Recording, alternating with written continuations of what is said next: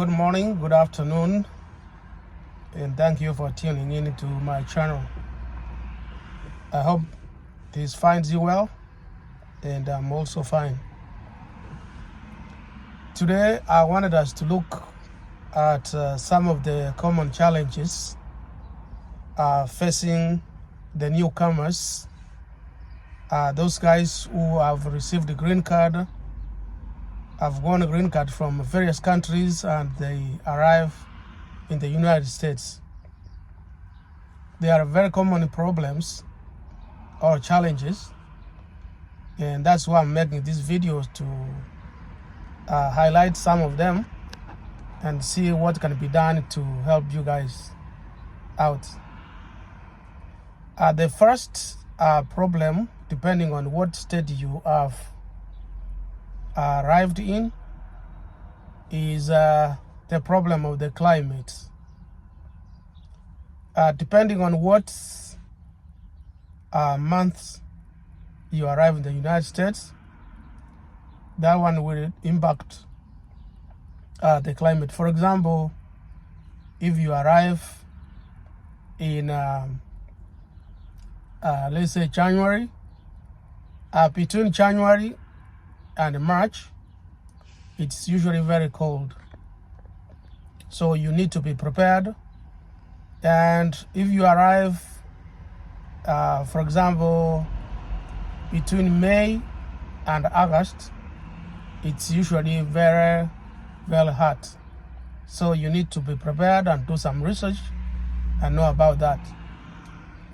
The second one is the culture shock. As you know, always when you go to a new place, there are new things which you see, and you might want to adjust to those things when to cope with the situation. For example, the way people greet one another. If you are from a country, for example, if you are from Kenya, and the way people greet one another, it might be different. In our country, Kenya, we are used to greeting people by shaking hands. Even if you don't know somebody, when you meet, you can extend your hand and say hello, and as a sign of respect. But in the United States, people usually don't shake hands, even if they know you, and even if they know, if they are not used to with you, they don't see a point of shaking hands. They would only salute or say hello. Some may say hello, some may not say hello, even your neighbors.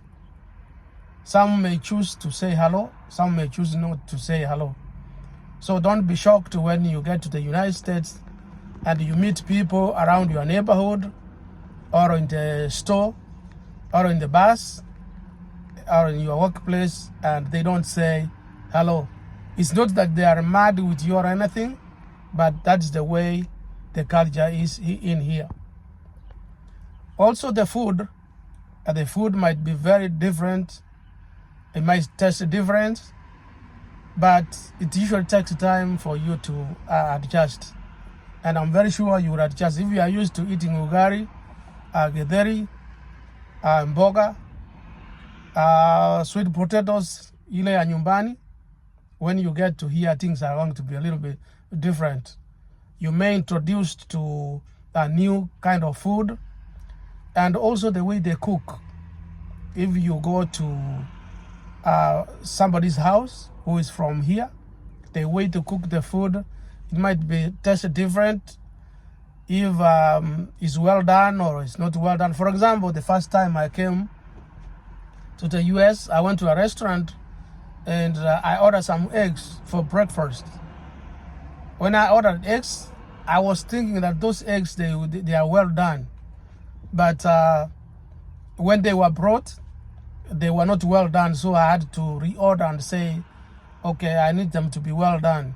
So it pretty much depends on those things. Also, some few problems which you might run into. You might run some problems of getting somebody to take you to places to go and look for a job, apply for a social security number, apply for your ID card, and some of the things to go around. Because to be honest, most people in the US or in other places, they are very busy, they work. Some do even 3 jobs, 2 jobs average, and they are never at home. They literally live at work. They have apartments, they have houses, but they never stay there.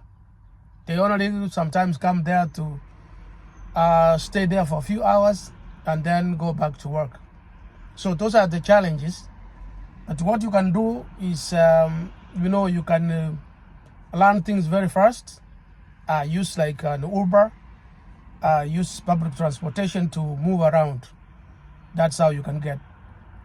And another problem, I probably have talked it to in my other videos about getting a host. To get a host is very difficult, but you have to learn on how to get along with whoever is going to be your host.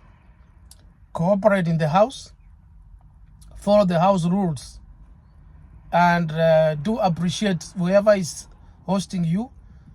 Appreciate, give them some kind of respect, and cope with them. And like I said in that video, if you come and they're buying food for you and they are doing some other things, you don't look at them as a right or entitlement. Those are privileges. So it will reach a point when you are back to your feet, you are financially stable and doing some other things, help them out with 1 or 2 bills, and so they can appreciate that you are, by them hosting you, you are appreciative. So those are some of the challenges. And for those ones who come with families, if you have children, you travel with children, you get here, sometimes it might be very challenging when you are going out to look for schools where your kids will go.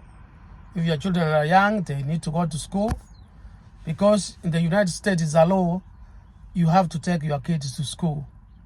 So you may have to find somebody who knows good schools around where you can take your kids to, and it might be very challenging for them, to adapt, to understand the accent. But with time, they will get used. But what I can suggest, expose them to much readings. They can have books, they can listen. For example, you can put TV programs for the kids so they can have some learning skills, and try as much as possible to make them interact with other kids. Enroll them in some activities.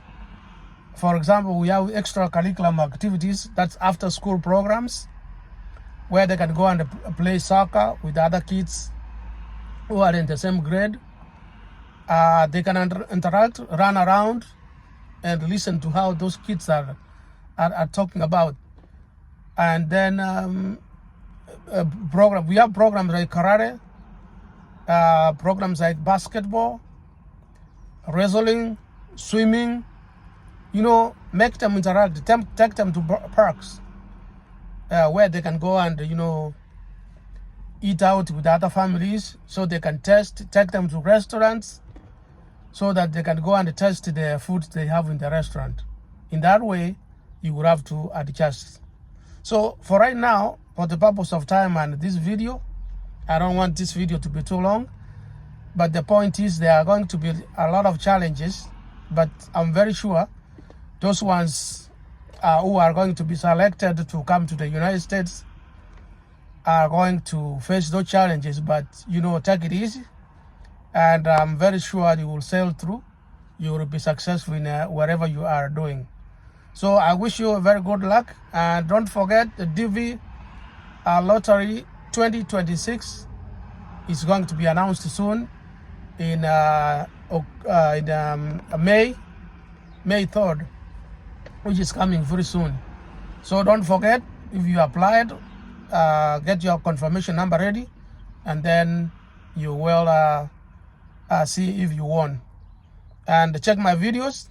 But if you are new today, you have never subscribed to my channel, please do like this video, subscribe, comment, and share if you like. Thank you so much, and I hope I will see you in the next video. Bye bye.